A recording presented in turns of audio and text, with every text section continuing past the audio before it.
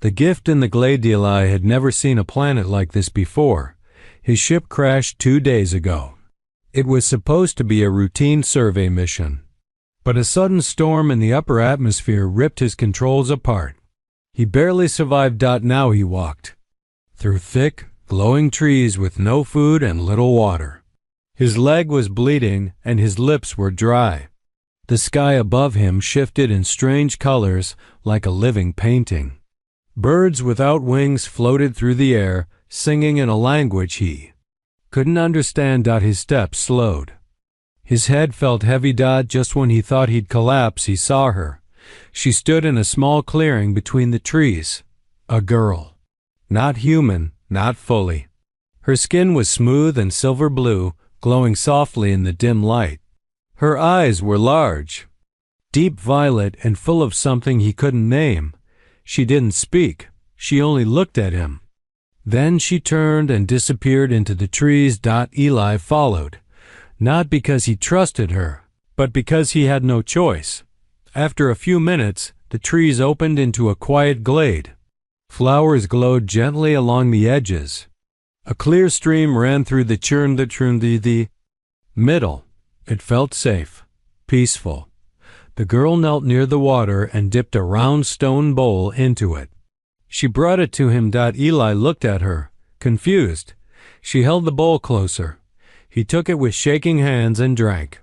The water was cool and clean. It felt like life itself was flowing back into him. The girl smiled. Without saying anything, she pulled out a leaf-wrapped bundle. Inside were small orange fruits. She held them out. Eli took one, bit into it. Sweet, like honey and sunlight. He looked at her again. "Thank you," he said softly. She didn't answer, but she nodded gently. Then she reached into a pouch at her side and pulled out something else, a small object. It looked like a crystal, but softer. It glowed faintly with a pale blue light, like it was breathing. She held it in both hands and offered it to him with quiet grace. Eli hesitated. "For me?" She nodded once. He smiled.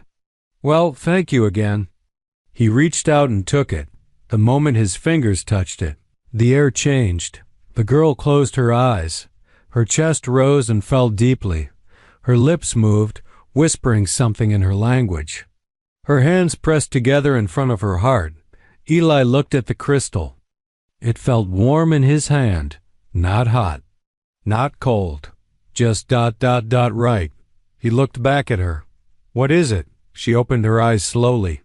Her face was calm, almost sad, but also peaceful. She turned and walked away, vanishing into the glowing forest.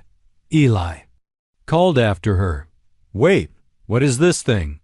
No answer. He sat down in the glade, staring at the gift in his hand. The light inside it pulsed gently. He had no idea what he had just accepted. That night, he built a small fire near the stream. The stars above this planet were huge. They looked close enough to touch. Eli sat quietly, thinking about the girl. The way she looked at him, the way she moved, something about her felt important. Like this moment wasn't just chance. He looked at the glowing crystal again, still warm, still pulsing. He closed his eyes. From the trees, in the darkness beyond the firelight, something watched him. Not the girl, something else. A whisper passed between the leaves. He accepted. The bond is sealed. The wind moved, and the stars above seemed to flicker. The meaning of the gift. Eli woke up to soft light falling through the trees. The fire had gone cold, and the crystal still lay near his hand. It was glowing faintly, like it had a heartbeat. He rubbed his eyes and sat up slowly. The girl was gone. No footprints, no sound, just the peaceful silence of the glade. He stood and looked around. The forest was still, too still. He picked up the crystal and slipped it into the pocket of his jacket. Something about it made him feel calm, even though he didn't understand why. He followed a narrow path through the trees, hoping to find the girl again. He needed answers. After walking for an hour, he heard voices. Soft, musical, strange. He crouched low and moved toward the sound. Through the trees, he saw a small village. Dozens of alien people moved through it. Their bodies were graceful and tall, like the girls. Their clothes were woven from glowing fibers that shimmered with every step. Some carried water. Others tended to plants or shaped strange metal into tools. Eli stepped forward. They saw him. Everything. Stop. The people froze. Their eyes locked on him. Some looked confused. Others looked angry. Then a voice spoke. He is the one. An elder stepped forward. His skin was darker than the others, like polished stone. His eyes were deep gold. You carry the soul gift, he said slowly. Eli looked around. You speak my language? We know many tongues, the elder replied. The gift does that. Eli pulled the crystal from his pocket and held it up. This? The elder nodded. You accepted it from our princess. That means you have accepted her bond. Eli frowned. Her what? The bond of life, the bond of union. Eli blinked. You mean marriage? The elder nodded once, solemn and sure. That gift is sacred. When she gave it, she gave you her name, her soul, her future. And when you accepted it, you did the same. Eli laughed nervously. No, that's not what I meant. I didn't know. I just thought it was a thank you. A murmur ran through the crowd. She chose a stranger. She chose a human. She broke tradition. The elder raised his hand, silencing them. You may not have known, but the bond is sealed. I don't even know her name, Eli said. A soft voice answered behind him. Sela. He turned. She stood there, her silver blue skin glowing in the morning light. Her hair was tied in long strands down her back, decorated with tiny gems. Her eyes were calm but sad. My name is Sela. Eli stared at her. You should have told me. I tried, she said. But I knew if I explained, you might refuse. And once I choose, I cannot unchoose. He stepped closer. But why me? You didn't hurt me. You didn't demand anything. You drank what I gave, ate what I offered, and you smiled. That's all? She looked down. That's more. Kindness than I've known from anyone. Silence fell between them. The elder spoke again. You have two paths now, human. Stay and live among us as her bonded. Or leave and carry shame across the stars. The bond cannot be undone. If broken, it weakens both hearts. Eli looked at Sela. She wasn't begging. She wasn't crying. She was just standing there, quiet, strong, waiting. I never meant to cause trouble, he said. But trouble has come, another voice growled. A tall alien warrior stepped forward. His eyes burned with anger. His arms were thick with scars. A weapon hung from his side. She was promised to me. Varlak, the elder warned, but Varlak didn't stop. I trained for years. I fought the trials. And she gives her soul to a lost human who falls from the sky? Scylla stood firm. You wanted my name, not my heart. Varlak snarled. I will take back what is mine. Eli stepped in front of her without thinking. I didn't ask for any of this, he said, but I'm not afraid of you. Varlak's eyes narrowed. This is not over. He turned and walked away, his fists clenched. The villagers whispered among themselves. Sela stepped beside. Eli, you should leave while you can. Eli looked at her. Her face was calm again, but her eyes held a storm behind them. He shook his head. Not yet. I need to understand. She looked at him, surprised. Then come, she said softly. There is much you must see. They walked side by side through the village, and somewhere in the trees beyond, Varlak watched. His rage had just begun.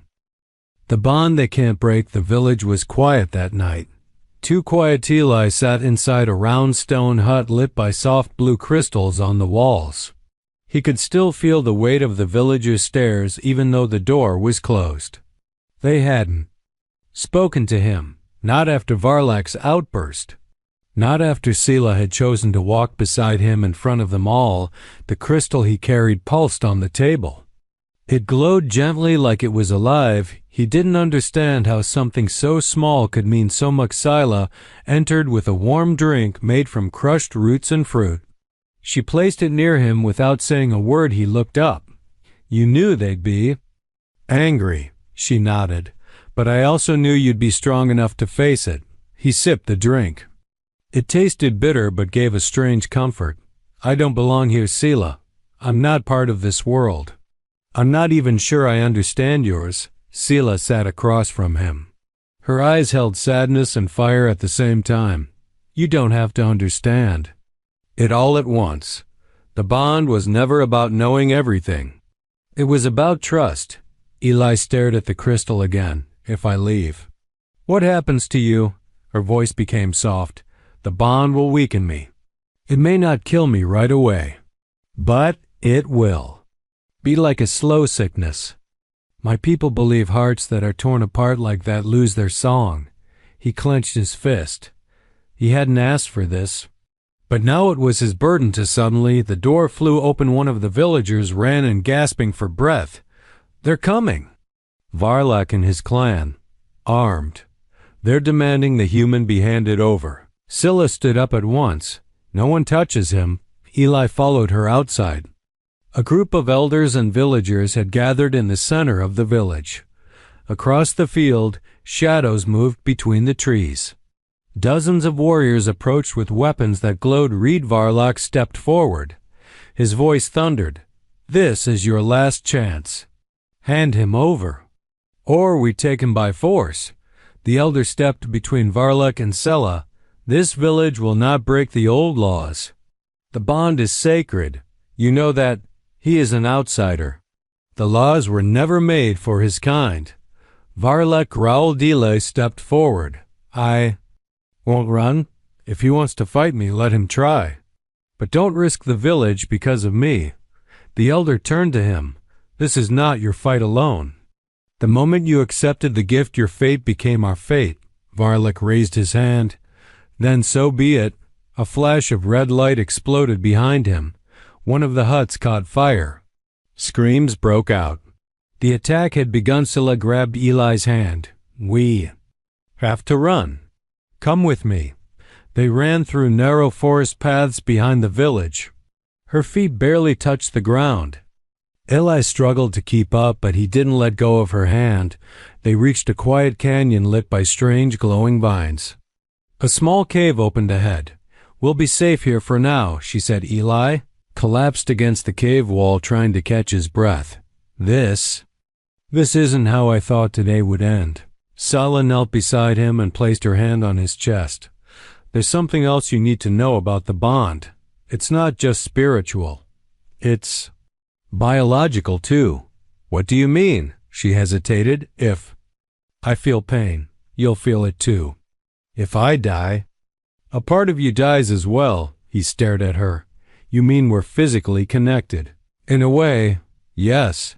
It's how my people protected each other during wars. It made betrayal impossible. If one was harmed, both suffered." Eli leaned back in shock. His heart raced. This was deeper than he ever imagined. No wonder Varlak is furious. "He sees me as a threat to everything." Sela nodded. "But I don't regret giving you the gift."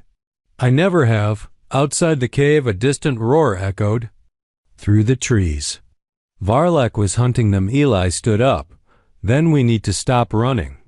We need to fight back." Sela looked at him with wide eyes. "You do that for me." He met her gaze. "No, I do that for us." In that moment, the bond between them felt stronger. Not because of the gift, but because of the choice. Hunted by her own kind, the forest was no longer peaceful. Every branch felt like a warning. Every shadow moved like it was watching. Eli and Sela moved silently through the undergrowth. Her steps were light. His boots snapped twigs. No matter how carefully he walked, she stopped suddenly and raised her hand. He froze. She tilted her head. They're close. I hear 2, maybe 3. They're fanning out. Eli scanned the trees. You? Sure, we can't just talk to them. Sella gave a bitter smile.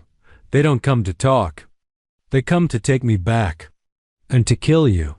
The moment she said that, a sharp sound pierced the air. A spear flew past Eli's shoulder and stuck into a tree behind him. Eli ducked. Sella grabbed his wrist and pulled him down into a stream. They slid into the cold water and let the current carry them under the thick roots of an old tree. The world above became distant.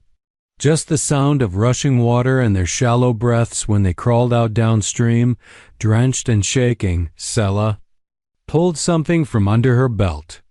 A smooth black stone. She pressed it against a thick tree. A hidden compartment opened. Inside were 2 silver orbs and a small curved blade. Eli raised an eyebrow. You've done this before. I was trained to disappear. Every princess is, just in case the day comes when she has to stop being one. She handed him one of the silver orbs.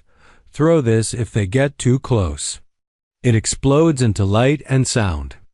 Won't hurt them, but it'll give us time to run. Eli took it. Why did you hide? All this in the forest. I was never meant to stay in the village forever. My father believed one day I'd need to run, not from enemies. From my own people. Her voice cracked slightly, but she kept walking. They climbed up a rocky hill where the air was thinner. The trees thinned out and strange glowing flowers opened. Under moonlight. Eli stopped to catch his breath. How far will they chase us? Sella looked at the sky until Varlak stops breathing. Or until you do. That's comforting. She looked at him seriously. I can go on alone. You still have a chance to escape. They might let you live if I surrender. He shook his head. No, that's not how I do things. I'm not leaving you, Sella's eyes softened. She stepped closer. Even if it costs you your life. He looked into her violet eyes. Especially then. They stood there for a moment, silent. The air between them growing heavier, not from fear. From something else than a sound. Tore the air behind them. A growl, metal sliding. Footsteps in the dark. They ran over the hill. Through sharp branches. Across narrow bridges made of tangled roots. Voices followed. Commands in Sella's language. Orders to capture. Orders to kill if needed. Eli felt a sting in his side. A burn? He stumbled. Sella caught him before he fell. Arrow graze. You'll live. But you'll feel weak. He gritted his teeth. You'll feel it too, won't you? She nodded. But I felt worse. They found a small cave high in the cliffs. Inside were old carvings, symbols of her people, telling stories of war, of forbidden love, of sacrifice.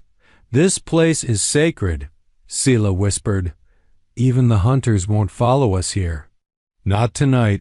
Eli leaned against the wall and closed. His eyes, his whole body hurt, but his heart was steady. You said the bond links our pain, our lives. Does it also link our strength? Sela looked at him. No one ever asked that before. He smiled. Maybe we find out. She sat beside him. Her shoulder touched his. The crystal between them pulsed softly, warm, steady, like it believed in them even if the world didn't. Sela whispered, you didn't ask for this. But you stayed. You fought. That means something to me. He looked at her. It means something to me too. Outside, the forest was still. But far away, in a tent lit by war fire, Varlak stared into a map. His voice was low, cold, focused. They've gone into the sacred place. Tomorrow we tear down everything sacred. For her, for honor, for revenge. His world, her fight, the sacred cave smelled of dust and old memories. Eli woke before the sun rose. His wound burned slightly, but it wasn't bleeding. He looked beside him. Sela was already awake, sitting near the wall, tracing symbols with her finger. The carvings glowed faintly under her touch. They tell stories, she said softly. Of those who loved against the rules, most ended in silence. Or war. Eli pulled his jacket tighter. Then maybe it's time for a different ending. Scylla looked at him with something new in her eyes. Not just hope, something deeper. Like belief, we can't hide forever, she said. Varlek will break the sacred law. I feel it. I feel him moving closer, Eli nodded. Then we don't hide. We fight back, but not with swords. With what I know best. Scylla raised an eyebrow. And what is that? Human thinking, he said. Survival tactics, pressure, traps, tricks. My world didn't teach me magic. It taught me how to win ugly, she smiled. I like ugly wins. He stood up, limping slightly but determined. There's a ridge near the edge of this forest. If we reach it before they do, I can set something up. If I can get to that beacon I saw earlier, I can call for help.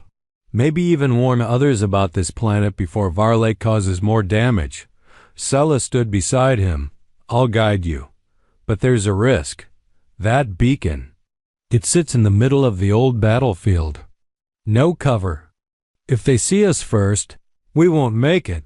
Eli looked at her. Then we make sure they don't. They move through the early mist, quiet as ghosts.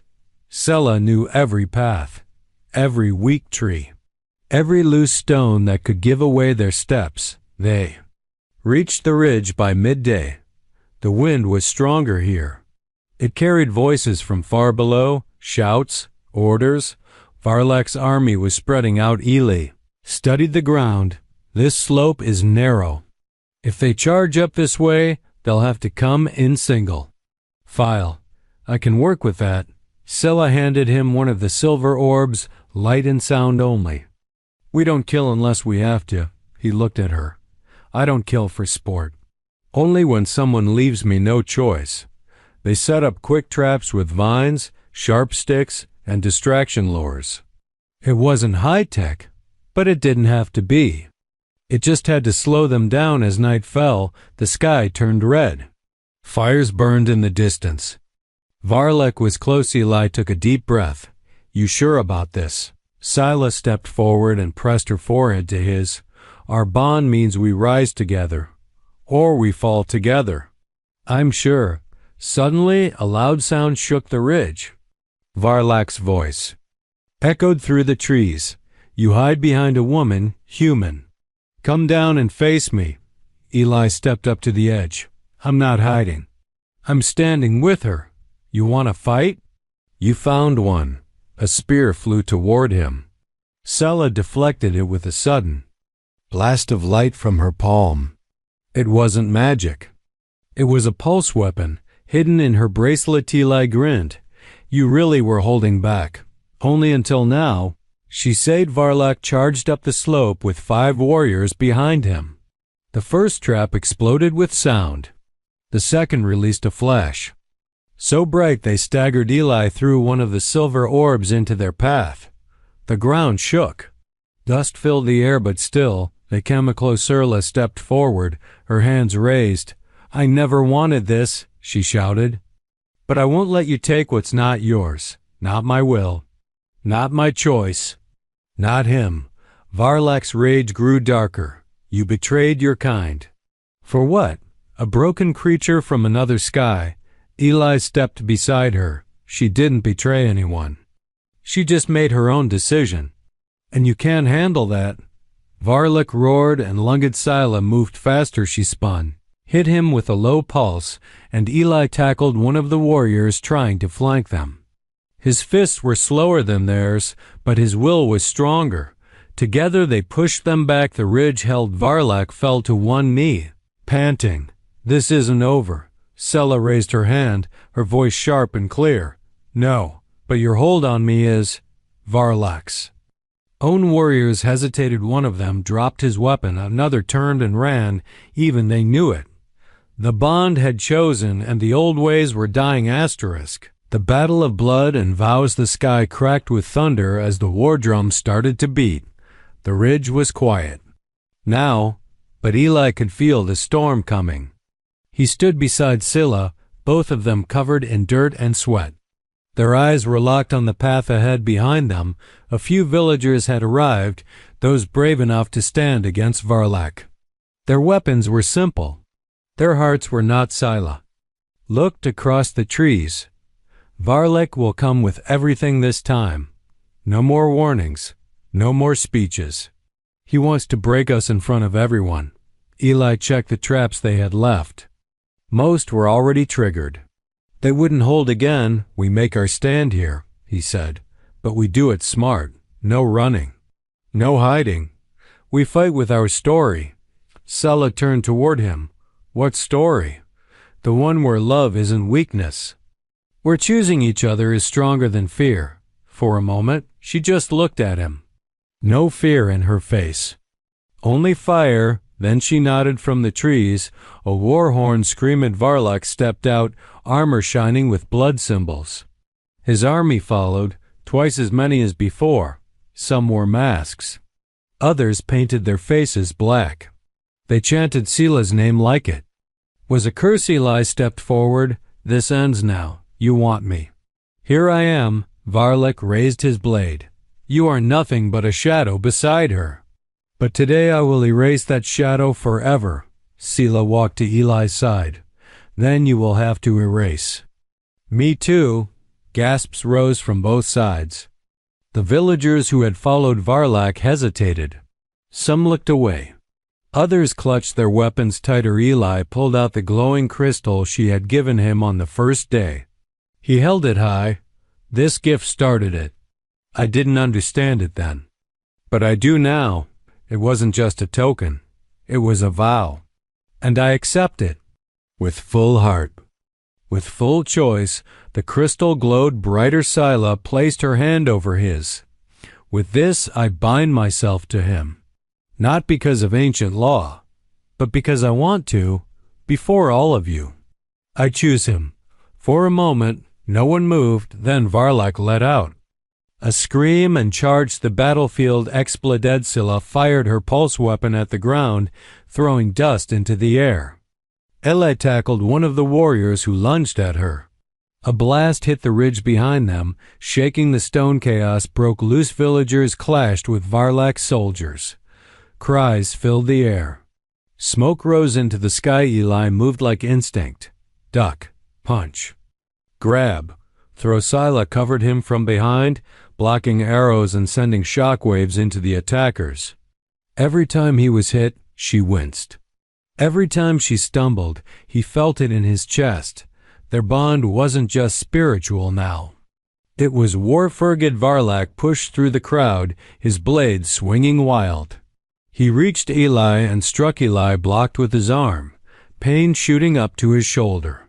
He gritted his teeth. Varlak swung again, roaring, "You are not worthy of her." Eli caught the blade with both hands. I don't have to be worthy. I just have to be willing to stand. Scylla moved in from the side. She struck Varlak in the chest with a blast of energy. He flew backward, crashing into the rocks. The field went quiet. The battle slowed. Varlak tried to stand.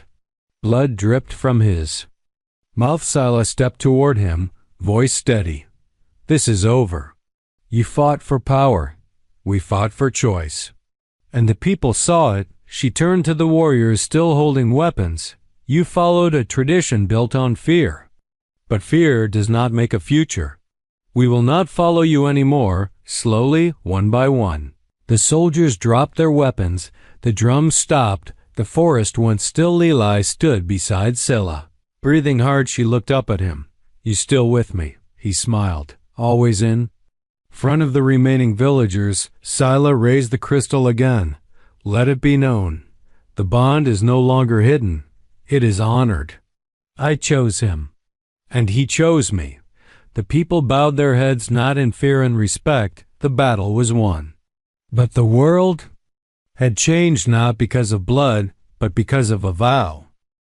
The human who chose love. The fires from the battle had cooled. Smoke still drifted above the ridge. But the sounds of war were gone. Only birds returned now, curious and free. Eli stood on the edge of the hill, looking over the valley below. Villagers moved slowly through the ruins, helping each other, building again. No one looked at him with fear anymore. No more whispers. No more threats. They bowed when they passed him, not because he was powerful, but because he stayed. Scylla walked up beside him, her hair pulled back, her wounds bandaged. She carried the crystal in her hand, now glowing brighter than ever before. "The bond is complete," she said. Eli looked at her. "I thought it was already complete the moment I took it." "It was alive," she replied. "But now it has roots. It can grow. It belongs to both of us now." He smiled. "I never thought I'd crash into a planet and leave with a wife." She smiled back. "I never thought I'd give my soul to a man who didn't even know what the gift meant." They laughed, but it wasn't the laugh of people escaping pain. It was the laugh of two people who had built something from it. Later that evening, a gathering formed near the sacred stone circle. Elders, children, warriors, even those who had once followed Varlock stood among the crowd. Scylla and Eli stood at the center. The elder raised his hand.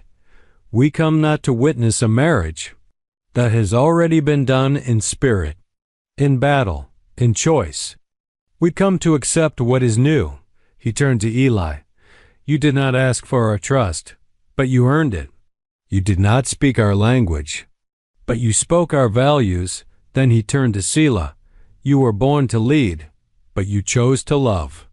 And in doing so, you showed us a strength we had forgotten." He stepped back. Scylla took Eli's hand and faced the people. "This bond is not just between us. It is a bridge between Skyborn and Earthborn, between old ways and new hope.